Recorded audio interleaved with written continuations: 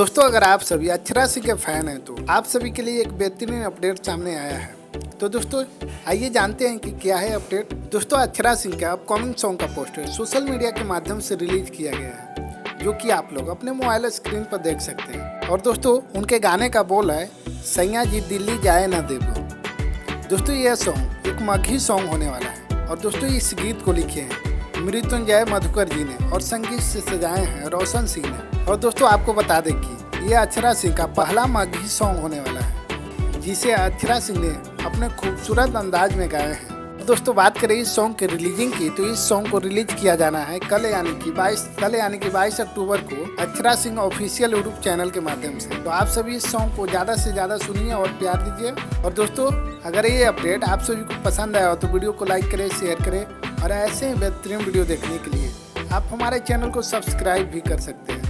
Video देखने के लिए आप सभी को बहुत बहुत धन्यवाद।